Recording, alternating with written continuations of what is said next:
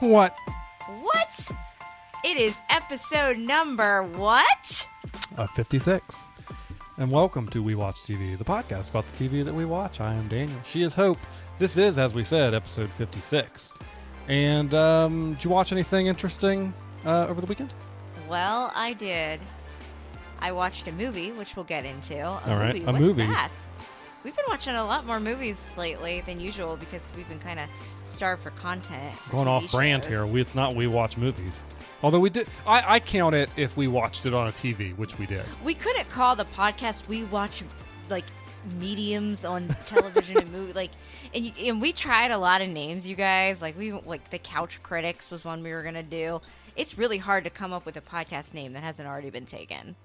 Yeah, I'm surprised We Watch TV wasn't already taken.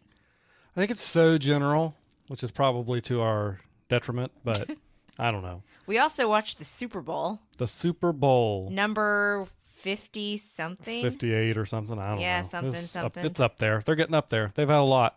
It was played in Las Vegas. It's a sports ball game. They hold it every year at the end of the season. On a Sunday. Today, as in we're recording on the Monday after, should be a federal holiday where everybody just gets to not go to work. But that's a whole other rant. I don't know why Congress hasn't done anything about it. Yeah, so we watched the Super Bowl between the San Francisco 49ers and the Kansas City Chiefs. And like I said, it was played in Vegas. It was played in Las Vegas, the first one in Las Vegas. I think we had a conversation during the game. We decided they should just play them all in Las Vegas. Well, we decided every other year because Vegas is more West Coast. So do Vegas one year and then like Miami, which oddly enough, the last time those two teams played was in Miami in 2020. I don't know. I don't understand the switching years, the switchings of cities every year. I guess it's nice. The cities that have it bid on them. I don't know how it works because I'm sure they do make money, right? Like Las Vegas just seems like the perfect place to have something like that. The cities would make money though, right? When you host the Super Bowl, you have all those people coming in. I personally would like to see it like in Pittsburgh or Cleveland, but everybody's just too like, oh, the cold, the snow. They complained a lot the year they did it in New York. Soft. Which actually, they didn't even do it in New York because that stadium's in New Jersey. But anyways, they did it and everybody complained about it. Soft. I'm just telling you what I'm telling you. Soft. Well, the game itself started off, in my opinion, a little sloppy. And we can talk about the Super Bowl because, again, it is a part of TV medium that we were watching. So that's why we're going to It was on chat TV. a little bit. It was on the TV. It started off sloppy, I would say. And I think some of the sloppiness of that game is ultimately what caused the end result of that game. But it did get exciting towards the end, the game itself. I would say, and we did a poll on Instagram, which we just put up a few minutes ago at the time of this recording, and I don't think anyone has picked the game as their favorite part yet. Maybe some people will. Right now, let's see here. The game itself has 0 votes. Snacks is winning. The options were, what did you like best about the Super Bowl? So it was the game, Usher, the snacks, or Taylor. Snacks is winning, and then Usher and Taylor are tied. And we have at this present moment, the time of this recording, absolutely no votes for the game. What did you think of the game itself? I mean, it's all right. I thought it was fun. I thought that, like you said, about the first quarter, it was kind of slow, but it picked up. Even though it wasn't high scoring, it picked up in intensity and like the drama of the game started really getting together. And I thought by the end, especially after almost a full quarter of overtime. Yeah. Like, I think the game ended at like the 7 seconds left to go in the first quarter of overtime. So, like, they almost played 5 full quarters of football. It was very dramatic. I do feel so bad for the kicker for the 49ers. Yeah. That extra point turned out to be so costly to them, and that sucks to have that hanging on you. Hope's team's coded, and for once, I was honestly glad to see it happen to a team that wasn't my team. I have been there, not at a high-stakes Super Bowl game before, but I have been at games. There was one game in particular against the West Virginia Mountaineers in Oklahoma, and our kicker missed an extra point, and I turned to Daniel and said, we're going to lose this game by 1 point. And what happens? Yep. That was probably the one time I can say where I walked out of a football stadium and it was like somebody died because like nobody talked and it was so weird and so creepy. Like, do you remember that? Like, no one spoke. It was a tough loss because the team played so well, but it was a shootout game. It was and one that of the, one point is what made the difference. It was like, wasn't that where Tavon Austin? I think, is he still in the NFL? I'm not sure. He lined up at running back and he was a wide receiver and just like the best performance I've ever seen in a game, and it was incredible. And then to lose is just, and I think, you know, like we said, that was very costly.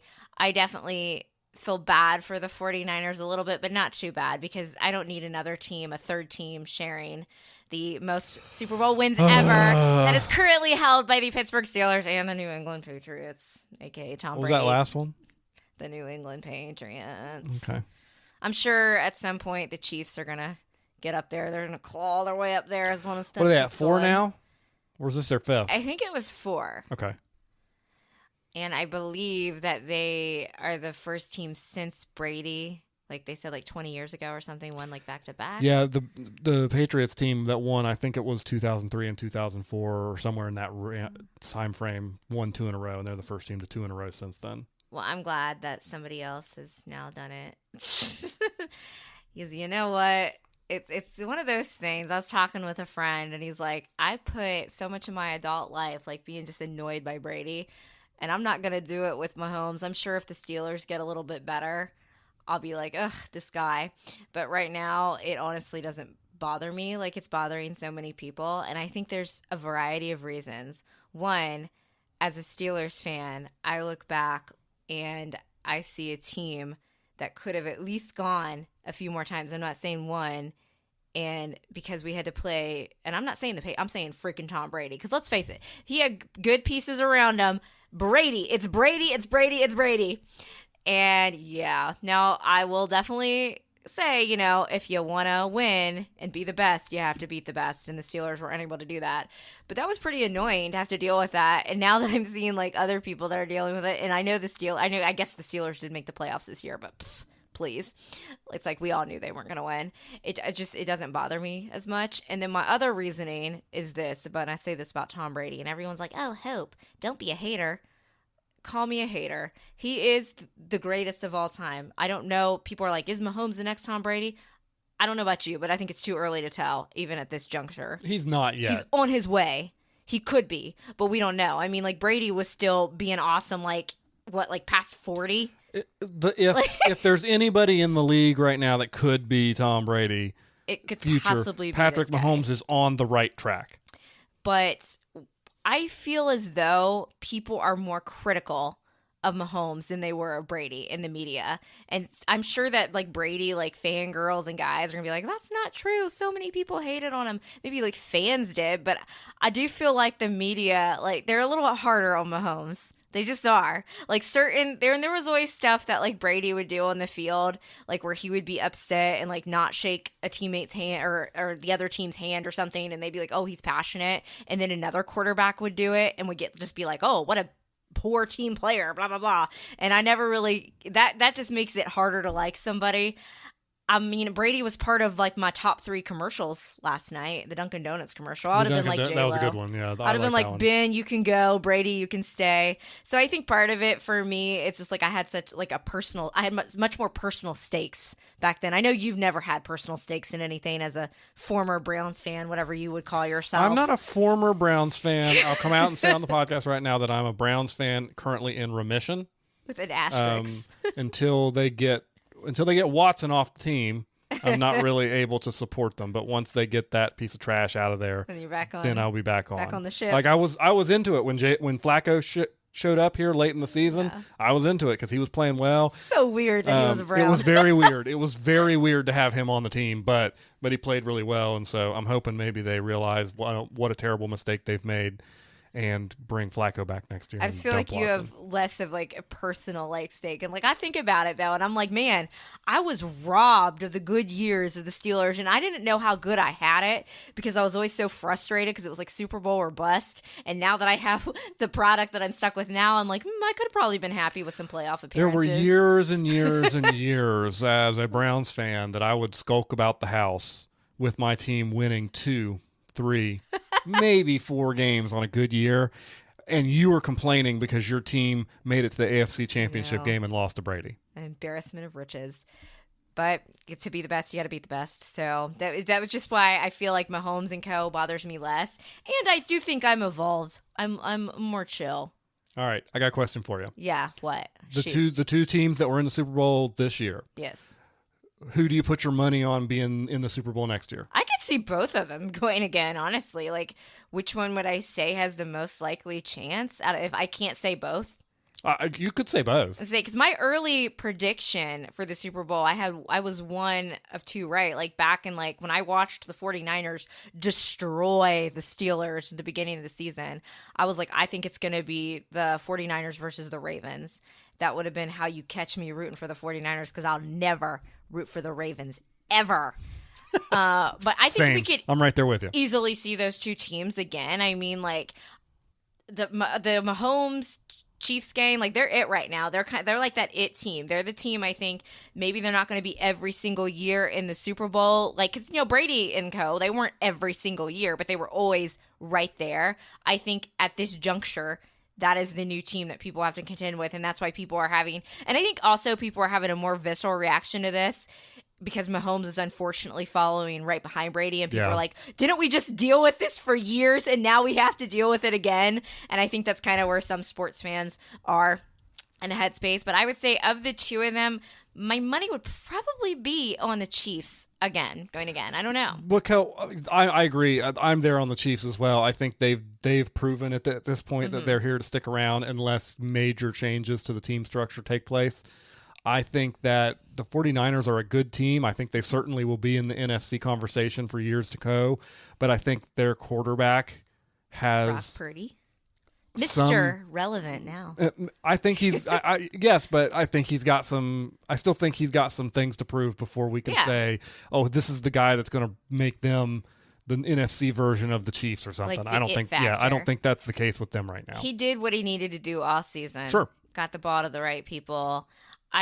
If I'm a 49ers fan, I'm really mad at, I think it's their offensive coordinator, because I think he's lost it for them in 3 times in really? A big game, or something like that. This is the first game of the season I'd seen 49ers play. There's a lot of people from my hometown in West Virginia, by the way, that are 49ers fans, and then I see people that I don't think have ever stepped foot in the state of California, and I'm like, how are you a fan of this team? And it will never not make sense to me. So I was seeing a lot of dialogue like that. That's how I was learning about these things. But yeah, I think we're gonna the NFC. I just feel like it's not as good as the AFC. Fight me. I just don't. I feel like the AFC has been better for the past several years. Collectively, and I'm not including my busted team right now in that. The Steelers have a lot of work to do. I have no idea how they made the playoffs this year. I mean, if you want an example, I mean, statistically, just look at the winners of the Super Bowl. I guess. I mean, 3 years, 3 out of the past 4 years, it's been the Chiefs. I feel like the Bills have been doing pretty decent this year, and Bills were Mafia good. would lose The Ravens, their minds. As much as it pains me to say it, the Ravens were good. Except for who beat the Ravens all season? That's right. Here we go, Steelers. And then, of course, overtime. I can't remember the last time we had overtime in a Super Bowl. Can you? It's only happened a few times. And with the new rules...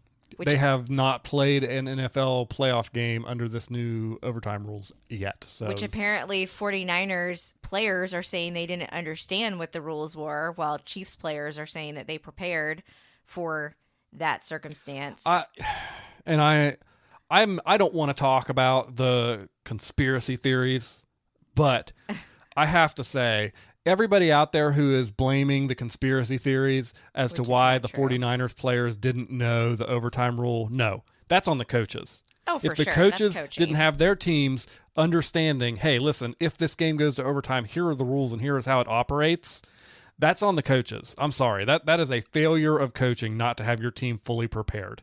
And if you're making a comparison of, again, the Mahomes-Brady thing, as soon as that game went to overtime, I looked at you and I said, the Chiefs are going to win. Oh, absolutely. Because that's exactly a situation, good player. Even if Mahomes didn't have his best night, those good guys, they are going to know what to do and know how to win.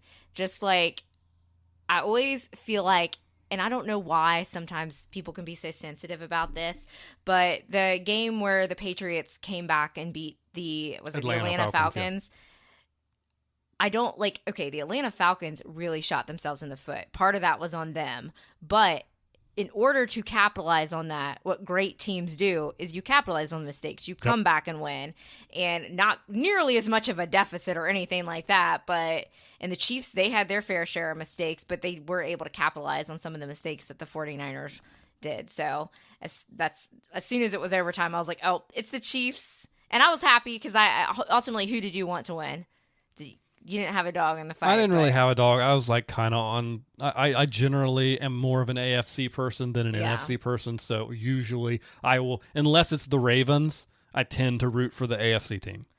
I definitely was a Chiefs galley last night because, I'm going to say it. I like football. I've liked football for years, but Taylor has made me like the Chiefs more. You know what? And it's nice to root for winning products. All right, so other than, there's a lot of stuff around the Super Bowl that's not just the game. And so what was your favorite commercial? My favorite commercial, I had 3 that I really liked because I think most of them are kind of weird and not great. I liked the Michael Cera one for CeraVe, because I actually use their cleanser. And I've actually thought about him, I'm not thinking about him while I'm in the shower. That sounds creepy. But I always would see that and I would think of Michael Cera.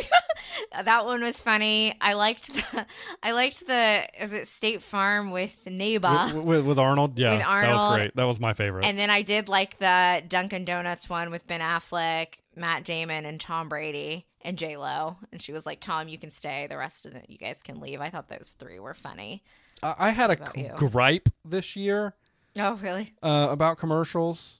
I mean, yeah, they were just bad. I think the era of the commercials really being the thing people show up for is kind of over and gone at this point. You can't top those burping frogs from the 90s. What a time that was to be alive. But one thing that really bothered me was a lot of the movies, they didn't actually play their full trailer. They played a 15-second thing and said, "Hey." I didn't count the movies as a commercial, though. That's different. They are. They're just commercials for the movie. I thought you meant straight up full-blown commercial. Well, they are, but those are commercials for all intents and purposes. We I just know, call but them I thought you meant for advertising a product, not a movie. You mean the movie, the product, the movie that we pay money to go see in the theater? Okay. What I was saying is they all did 15-minute spots and then said, "Hey, go see the full trailer on the internet."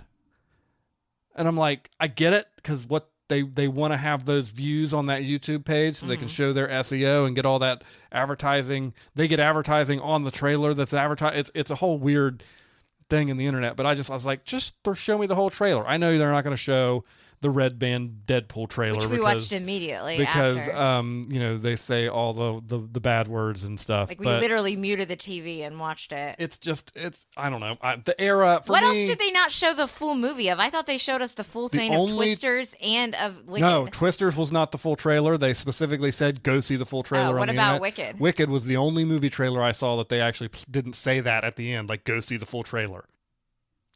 And of course, when we're talking about the Super Bowl and all the stuff that surrounds it, the game, the commercials, the drama, we can't let this podcast episode go without talking, of course, about Taylor and Travis.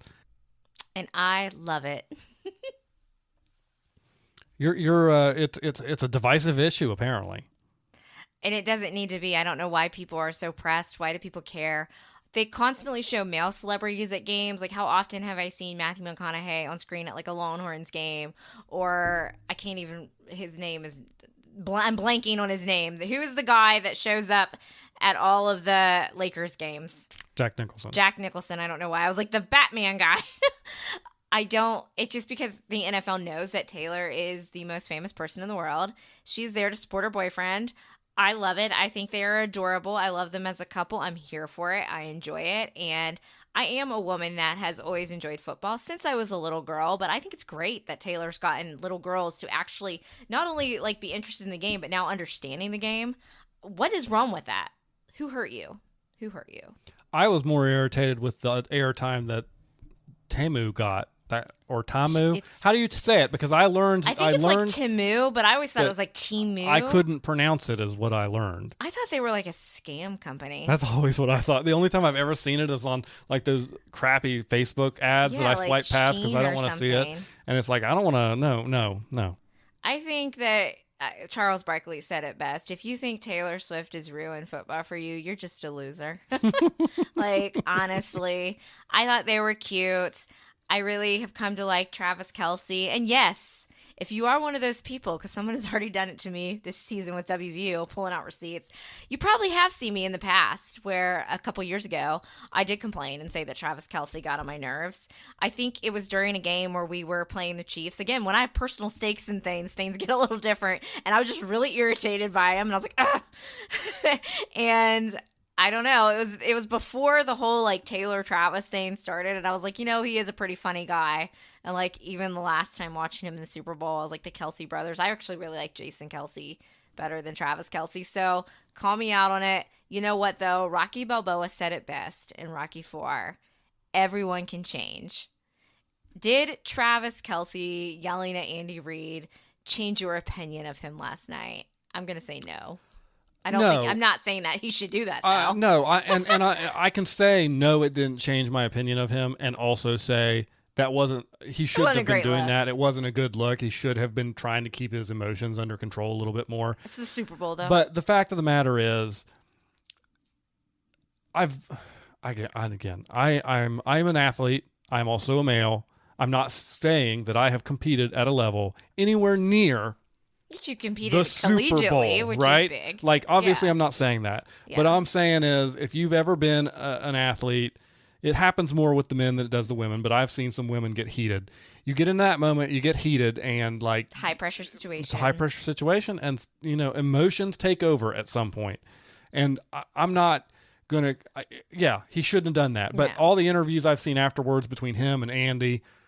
That's between them. That's between them. They seem good with it, and I'm not going to comment. And so I'm certainly not going to make the outrageous statements that some people on the internet have, equating that as a red flag to an abuser. I mean, come on, people. Stop it. If you're going to do that, then you better not go watch any males play sports anywhere, and I'm including people in the Super Bowl all the way down to the guys that play basketball on the court outside down the street of your place. And because men get competitive and they do stupid stuff when they get competitive. We've seen all athletes like throw tantrums, like even this year, and maybe not to his coach, but we watched Mahomes throw a tantrum. I have seen Ben Roethlisberger throw a tantrum. I have seen Tom Brady throw a tantrum. I have seen Peyton Manning throw a tantrum. I'm pretty sure I've seen Aaron Rodgers throw a tantrum, like maybe not directly to their coach per se, but we've all seen them do that. I think it was not a good look, but again, that's between them. Now, I think that they're both going to be like, say what the real tea is. Sure, when they're trying the happy. I think they'll handle it behind closed doors. Listen, I mean, I one time stole base in gym class, wiffle ball, and the gym teacher called me out, and I screamed and I yelled at him because I was certainly safe. I was 17 years old, and I looked like a complete jackass. I was at a work party once playing Foursquare, and I argued with the guy that you weren't doing I was like, this isn't the rules of it. So I feel ya. Sports people who are passionate about what it is they are doing are passionate, and sometimes the emotions bubble up, and I don't think that is something that you should hold over their head. I listened to Pat McAfee, the great Pat McAfee today, and he was like, yeah, it wasn't a great look. He's like, and I'm not knocking people that have a desk, like an office job. He's like, you guys work hard. He's like, but our jobs on the field, it's a little bit different. The situations are different. How things are handled are different. So that's kind of how he said. But yeah, I definitely don't think that Travis Kelce should have done that, but it doesn't change my opinion on him. I still think he's funny. I think he's cool. Honestly, I think I vibe best with Jason Kelce's wife, Kylie Kelce. It said that she refuses to wear any Chiefs gear because she is like from Philadelphia or something like that, or maybe not Philadelphia, but like the Eagles are her team, so she'll wear like red stuff. She had like the University of like Cincinnati stuff on last night or during the Super Bowl, and I feel like that would probably be me. Mm-hmm. Like, I don't know, like, even, like, I could eat a Chiefs cookie last night, and I chose the Chiefs cookie, because that was who I was, and you know what, it felt good to root for a winning product. But you're not going to have a Chiefs jersey on. Wearing the stuff, I can only wear my Steelers things, thank you very much. And again, with Travis and Taylor and their little romance this year, honestly, when I look at them, like I saw some after party stuff with them, I just see like two nerds just having fun, enjoying each other, and what's wrong with that? Yeah, no, nothing. If you have a problem with it, like again, like I don't I guess I don't understand why that would bother somebody so much that they would say it ruins football. Like, what is wrong with you? All right, now we got all that stupid crap out of the way, and we want to talk about the real reason anybody actually tunes into the Super Bowl. The snacks or the halftime show? The halftime show. The snacks are pretty good, though. I enjoyed my guacamole and my wings. I made them both. They were delicious. I'll pat myself on the back for that. I did a great job. I'd like to thank myself for those delicious snacks. They were very good. I am not always the biggest fan of the Super Bowl halftime show just because, like, whatever. But you don't complain about it. But I don't complain about it. Like, you'll go to the bathroom if you don't like it. You'll go to the kitchen. But you generally will get excited or disappointed. And I would say that you were fairly excited this year. I was. After the initial letdown of it's not going to be NSYNC or an all-boy band Super Bowl, like we were led to believe, like after over the summer. After you removed your clown makeup. Yeah, after that came off, I was like, I think Usher's going to be pretty good. That's like the music of like our youth. I feel like elder millennials especially, like that, those were like, that was the music, that I was dancing to like at the clubs back in the day. At the club. The club.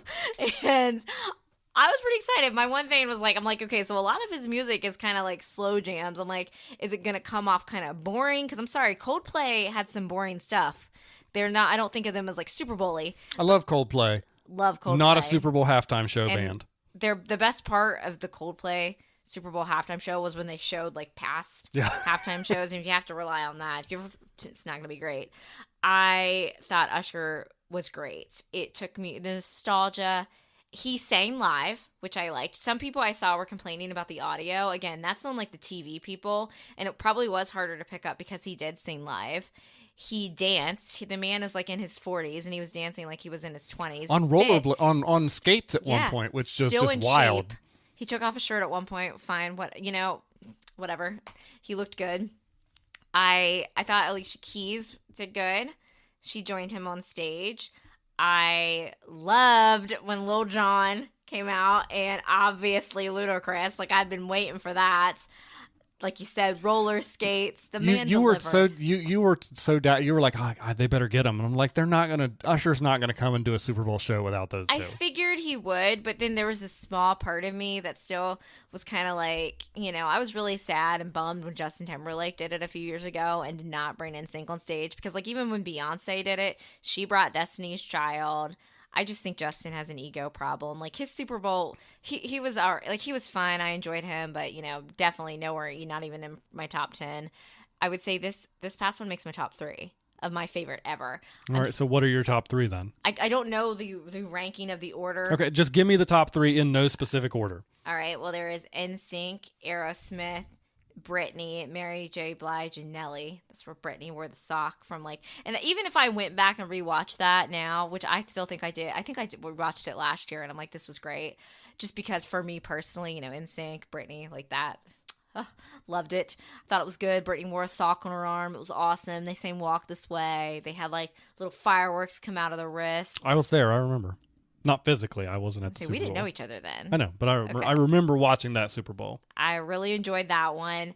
I liked the one from not last year, but the year before, so 2022, with Snoop Dogg, Dre. Oh, yeah, that was a good one. 50 Cent was a surprise guest. Like, that was awesome. Again, I feel like they're starting, and that was kind of more for like Xers, elder millennials, but still great. And then this one, it checked all the boxes. He did all the hits. It worked. It put me in a good mood. I wanted more. When the game went to overtime, I'm like, can we wheel Usher, skate him back out here for some more Super Bowl halftime fun? So those would be my top 3. I really did like Lady Gaga the year she did it, but it wouldn't be my top 3. What about you? Do you have a top 3? No.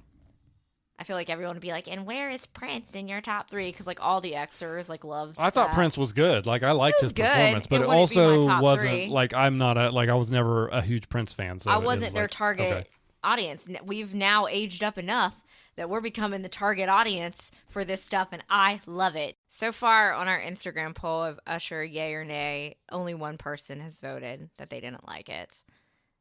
So I feel like most people really, that's probably the least I've seen people complain about the Super Bowl. I feel like every year people are like, oh my gosh, the halftime show was so horrible.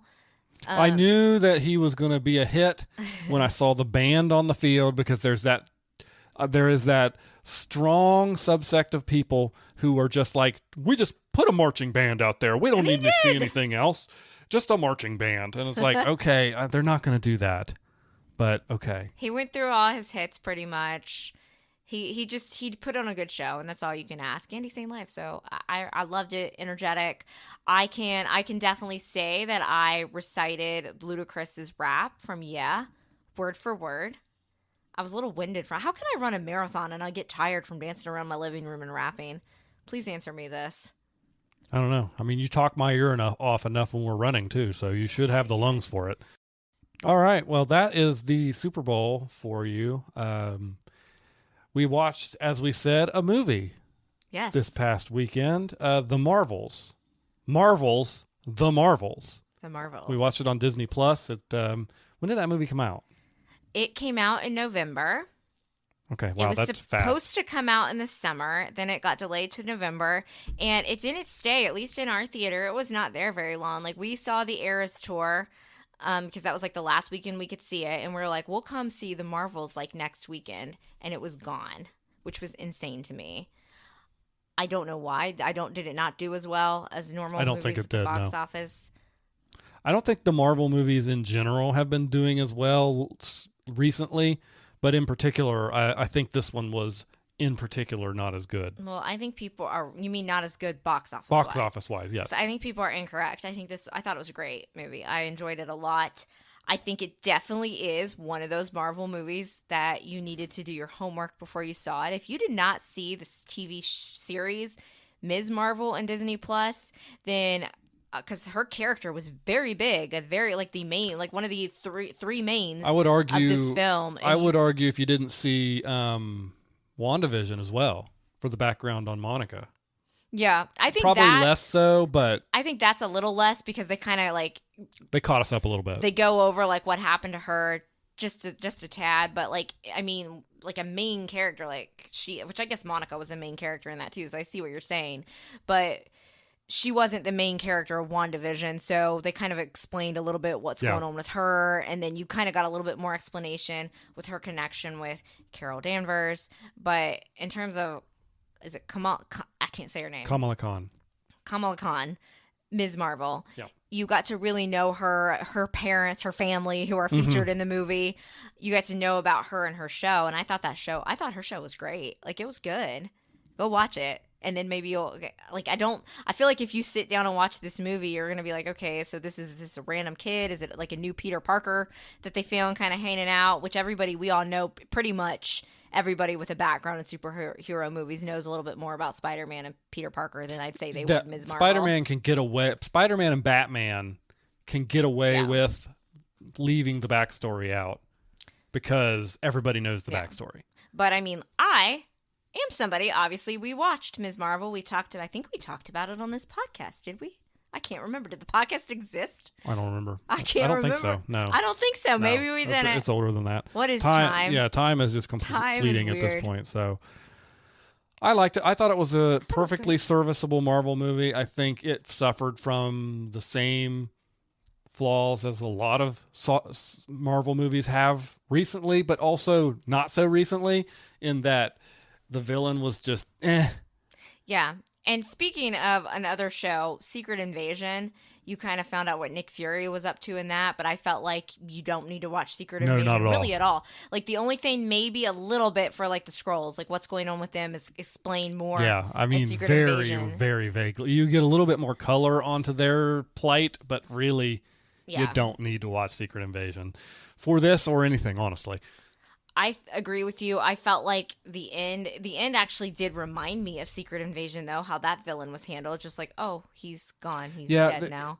For all the time they spent at the beginning of the movie kind of putting the pieces together for you to understand what is Carol been up to and what is Monica doing and who is Kamala Khan. And who is this villain? What is this villain's motivation? And here, for all that time they spent, and then like they get like halfway through the movie and it's just like pedal to the metal and they stop explaining anything. Well, I had to look at you and I'm like, okay, did the villain die? Like, has that been handled?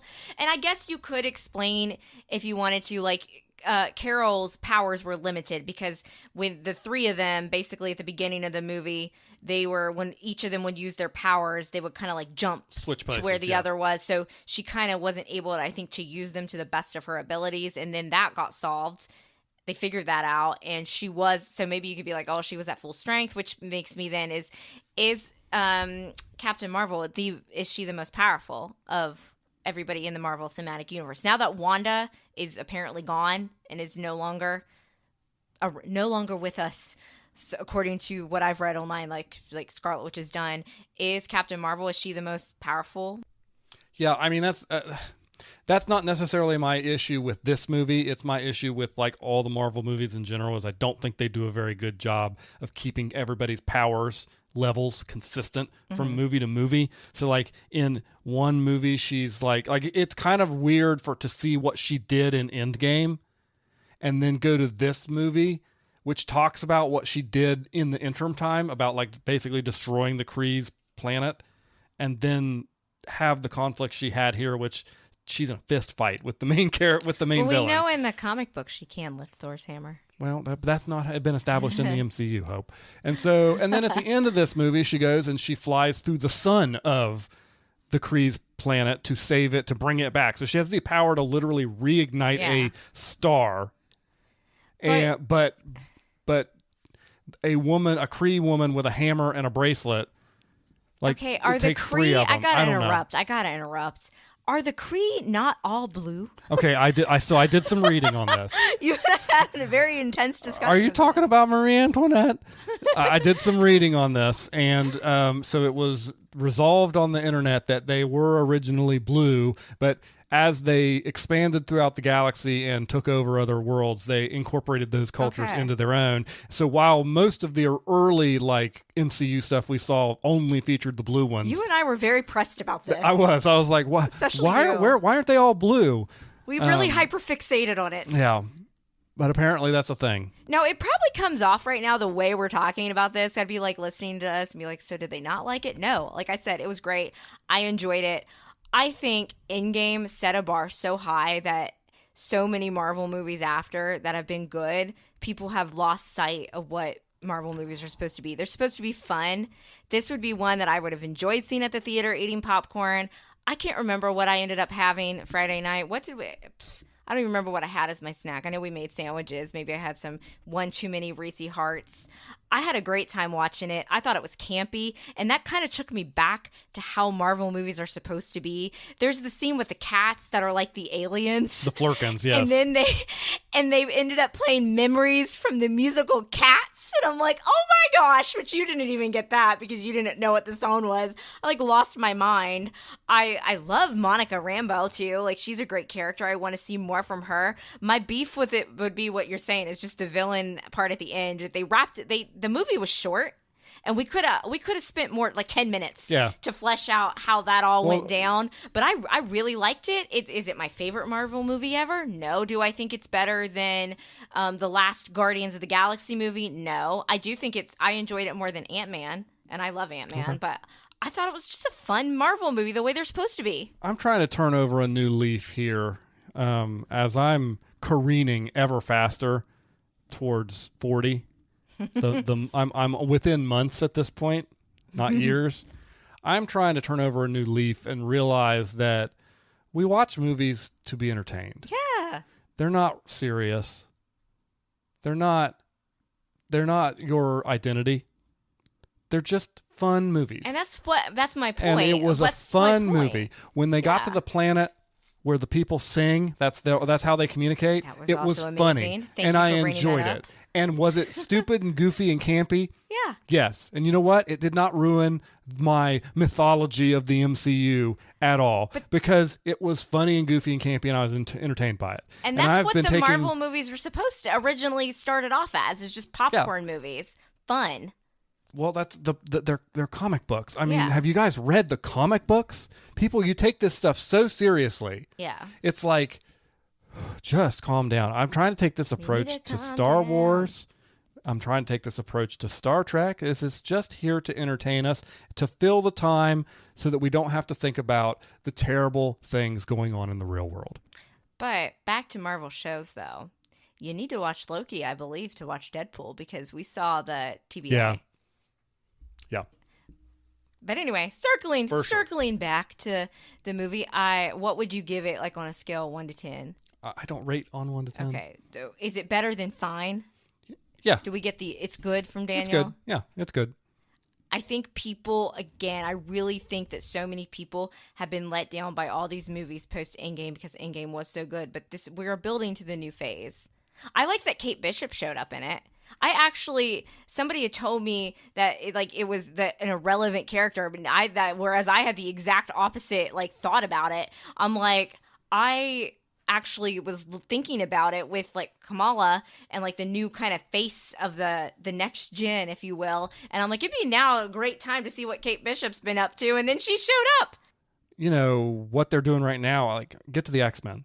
I want to see the X-Men. I'm so excited I want the about X-Men. that. And we did get a So, sprinkling of that. The fact that they're doing stuff with the X-Men to the point where it was in this movie during the trailer at the end is okay, I'm really uninvested in everything else because I love the X-Men. One Kelsey Grammer Yeah. showed up. What's his name in X-Men? Beast? Yeah. So he showed up at the end with a different version of Monica's mom, so not the same person. And he said he was going to go talk to Charles and fill him in. So we don't know what Charles... I would assume, since it was the same Beast that we've seen in the original X-Men movies, that it must be Patrick Stewart. Maybe. But we don't know. Because, we know that Hugh Jackman is showing up in Deadpool. And it's actually, after the trailer, we know that the title of the movie is Deadpool and Wolverine. So it's more than just Hugh Jackman showing up in the movie. This is going to be, I feel like Hugh Jackman says this every time. The last four one, times he's put on the Wolverine outfit, he's been like, this is my last time as Wolverine. So I'm going to take that with a grain of salt from now on. We are big X-Men fans. I feel like other than I think Spider-Man, the Sam Raimi versions are were my kind of first foray into superhero movies. But I really did. I loved those OG X-Men movies. X-Men were my superhero, of all, fun. Captain America, Iron Man, all that stuff. Honestly, before this, where we're at now, those were secondary characters in comic book world for me. And I like Batman, but I was never a huge Superman or any of those guys. It was, for me, growing up, I watched the cartoon in the 90s. It was the X-Men for me. Well, see, I like the movies. And I like the movies, yes. I know everybody crapped on the third X-Men movie before they started on the first class, but at the end where Magneto gets his powers back while they're playing chess, chills. I mean, plus you couldn't have better actors playing Charles and Magneto. No, it's perfect. I could talk about, we were supposed to have a short podcast today, and now we could just talk about the X-Men for 5 hours. Well, don't worry, because we don't have too many shows left to talk about. So you did watch The Bachelor. I did. It took me 3 days to get through the episode. It was it's not just that we've been starved for content. We've both been extremely busy. So we are going to give ourselves a break. And we promise we've got some new shows coming up this week. Ghost is coming out. Can't wait to find out who gets sucked off on Ghost. If you don't know the reference and you think I'm being dirty, get your mind out of the gutter and go watch the show Ghost. Get caught up on Paramount Plus. But I did watch The Bachelor. I really like Joey. The Bachelor is the first time I've really liked The Bachelor. The episode wasn't particularly memorable other than the pool party date that was sponsored by KFC. Finger looking good. I did not watch any of this episode whatsoever, except for the post, during the credits roll when they had Jesse in the pool on the pool KFC float raft on a KFC raft with a bucket of chicken going over his lines, reinforced my opinion that he has the easiest job in television. I liked how he was because he's like, sorry, ladies, kick rocks, ladies. Yeah, that was this good. Is the final rose. But the show has always done like sponsorship stuff, but it's kind of always been more in the background. That's probably the big, and I'm like, are we having budget concerns? Because I know ratings have been up this year. I'm like, you're really just putting it front and center. They're like, Joey wanted you guys to have a pool party, and he knew he wanted to have good food, so he's getting KFC. I'm like, yes, Joey went out and drove and got the KFC when we know it's producer, but I've never seen it like so like in your face before, at least while I've been watching it. And it made me hungry and it made me want KFC again. But that's pretty much all I got on The Bachelor. I think he's a great guy. I really don't want the producers to mess with him.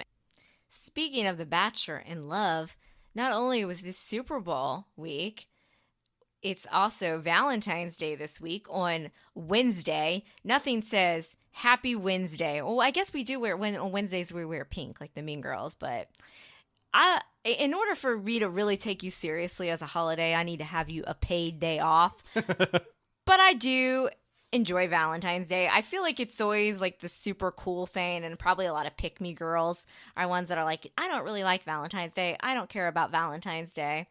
I've always liked Valentine's Day, even when I was a kid.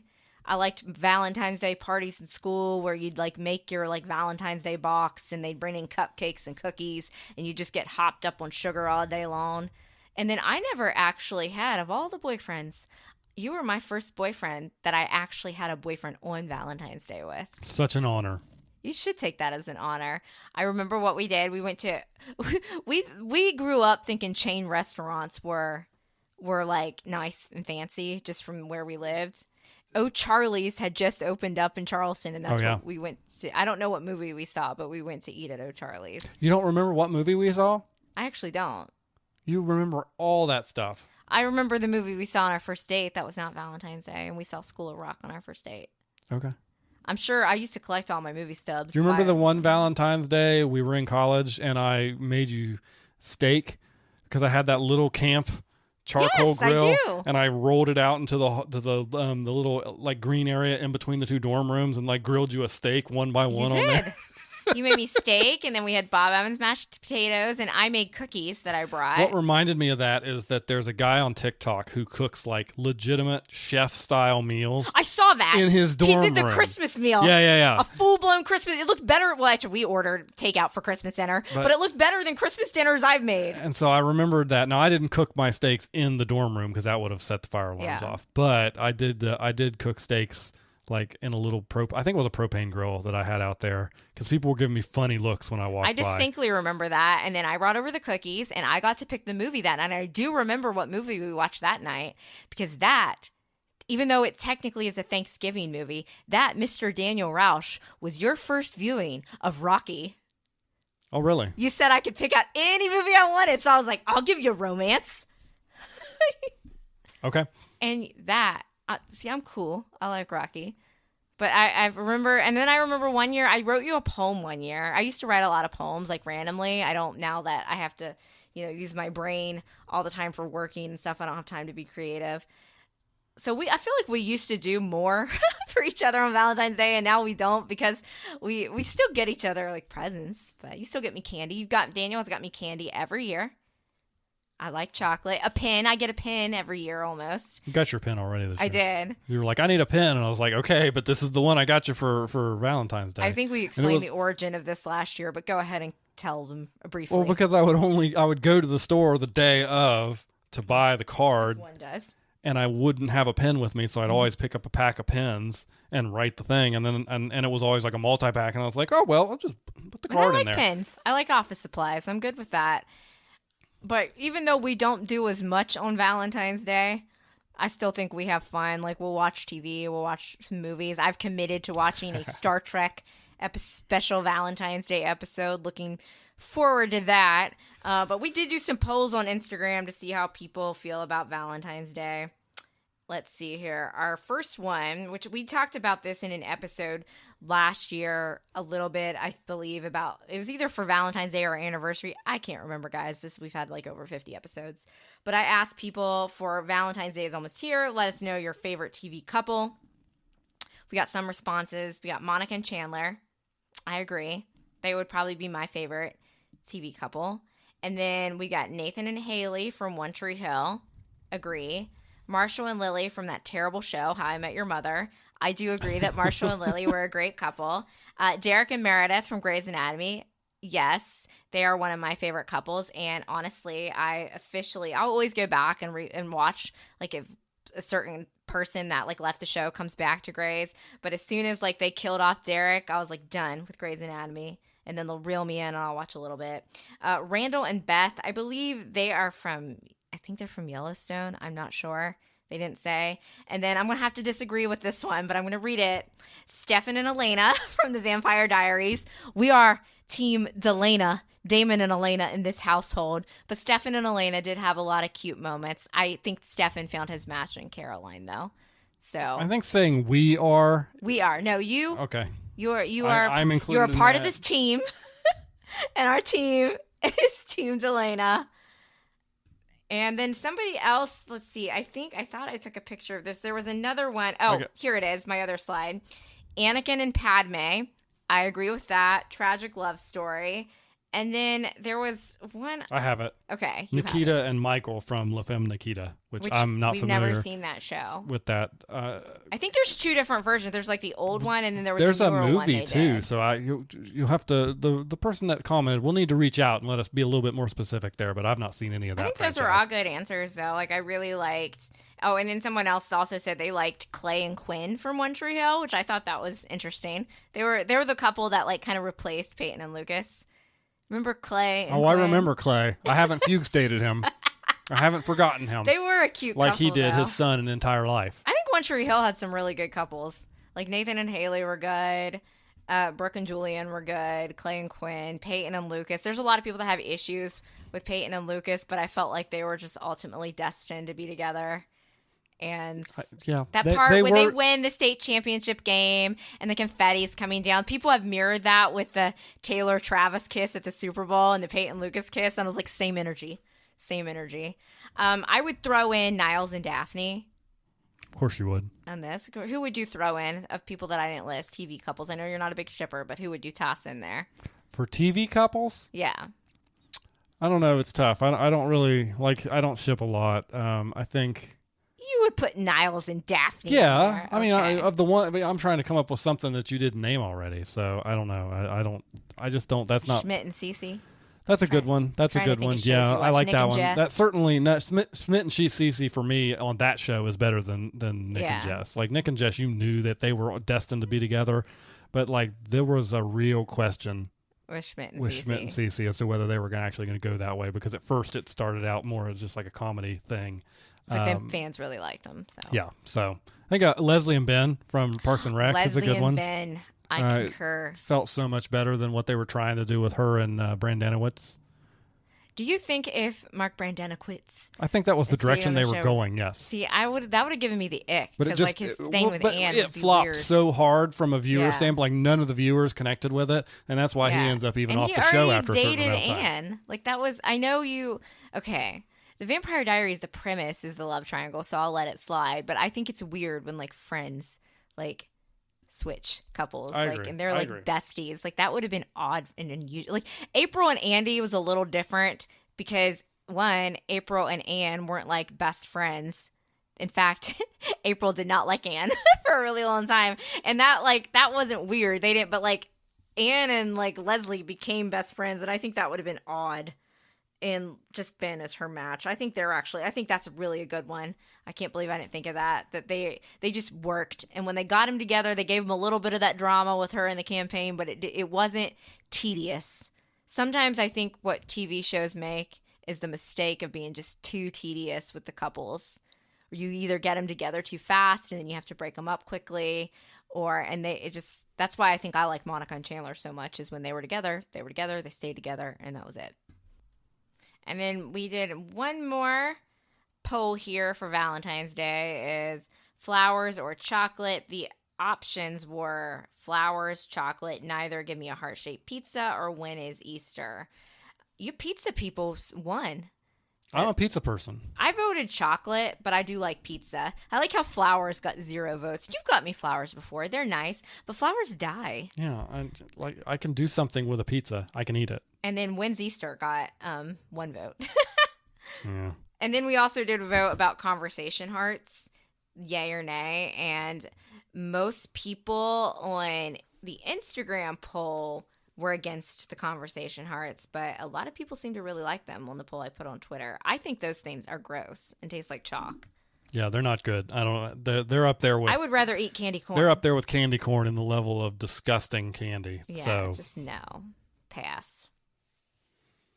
All right. Well, after all of that, it brings us here. We're circling the bowl coming towards the end of the OC season 3. The rewatch continues. We've got a few episodes left until it's all over for season 3 and Marissa Cooper. Spoiler alert. Spoiler alert for the 20-year-old show. We did watch quite a few more episodes. We watched episode 19, The Secrets and Lies, episode 20, The Day After Tomorrow, episode 21, The Dawn Patrol, episode 22, The College Try, episode 23, wow, we've watched a lot, The Party Favor, and episode 24, The Man of the Year. So we pretty much have everything all the way up to the finale that we have watched. We clearly, I don't know, I guess last week was like the OC week for us. There wasn't a lot going on, and we just had to power through it, so.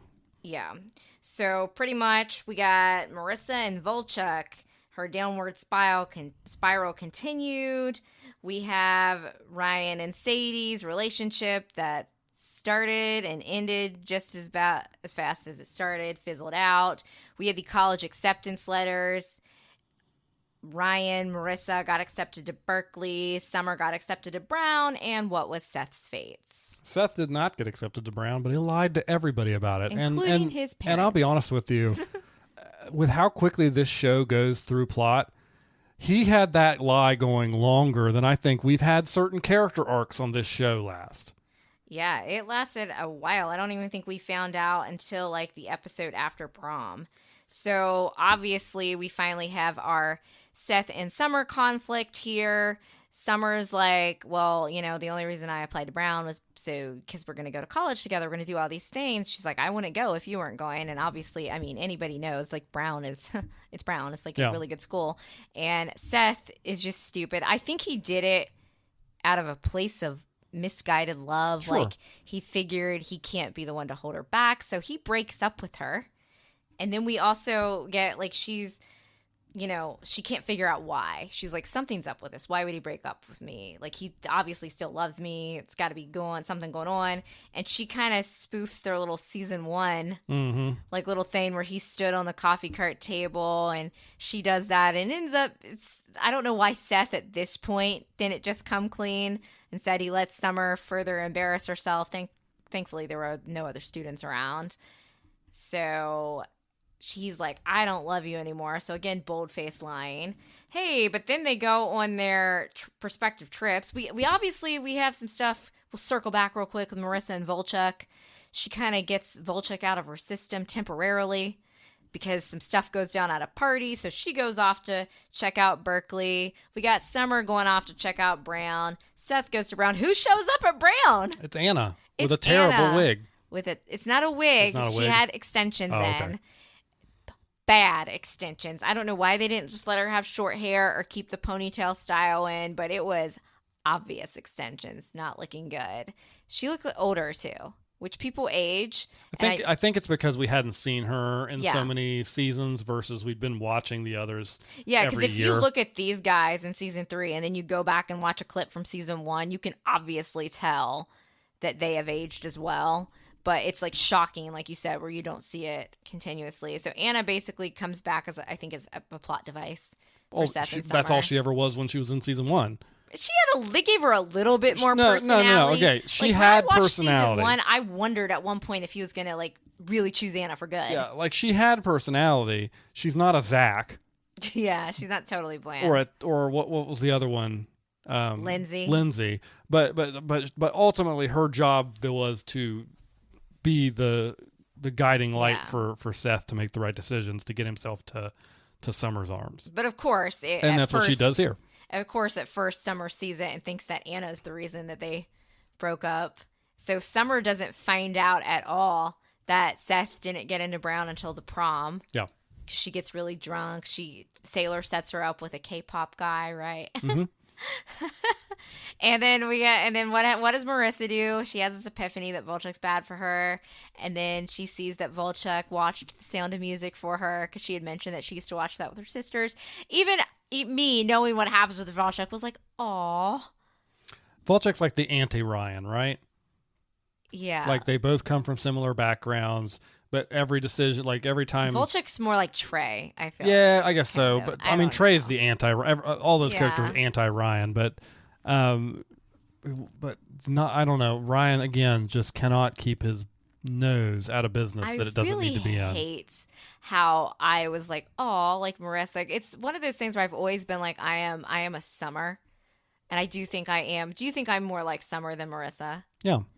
But I have some of Marissa's, like, I have some of her parts of her that aren't the best, because I ultimately feel like I do try to see the best in people, and that can get you in trouble, especially at that age in high school. Like, that would have been something that I would have been like, oh, well, maybe I can save him, maybe I can fix him. So she's brought Volchuk to prom, who's stealing people's money, decides, I think he really did like her and didn't know how to deal with the feelings, so he decides to go make out with somebody, some rando student, at the prom.